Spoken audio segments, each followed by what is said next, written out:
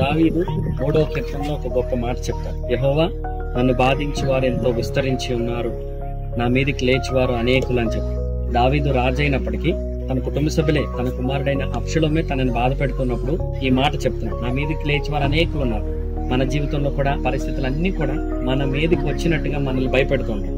అప్పుడు దావీదు 4వ వచనంలో, నా తల ఎత్తువాడవు నీవే, యెహోవా నాకు ఆధారము అనే మాట చెప్తున్నాడు. మన పరిస్థితులన్నిటిని బట్టి మనం తల దించేసుకుని ఉండొచ్చు. మన కష్టాలను బట్టి, మన ఇరుకులు ఇబ్బందులను బట్టి, అన్ని విషయాల్లో మనం తల దించేసుకుని ఉన్నప్పుడు దేవుడు మన తల ఎత్తగలిగినవాడు. దావీదు నిరీక్షణతో ఈ మాట చెప్తున్నాడు, నీకు నాకు ఒక నిరీక్షణ ఉంది. దేవుడు మన నిరీక్షణ ఆధారమైంది. నీవు నేను కూడా ఆయన మీద ఆధారపడితే, దావీదు దేవునితో ప్రజలందరితో కూడా ఈ మాట చెప్తున్నాడు, నా తలెత్తేవాడు నీవయ్యా. ఈ లోకంలో మనకు సహాయం చేసి మన తలెత్తేవారు ఎవరు లేరు, కానీ ఆయన ఒక్కడే మనకి సహాయం చేసి ఆయన మనకు ఆధారంగా ఉండేవాడు. దావీదు భక్తుడు 3వ కీర్తన 5వ వచనంలో, కావున నేను పండుకొని నిద్రపోయి మేలుకొందునని.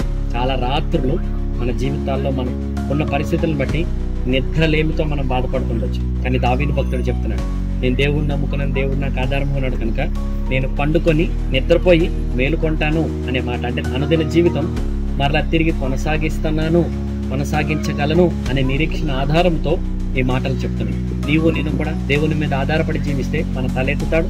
మనకి సుఖమైన జీవితాన్ని దేవుడు దయచేయగలిగిన గొప్ప దేవుడు. ఆయన నామానికి మహిమ, ఘనత, ప్రభావం కలుగును గాక.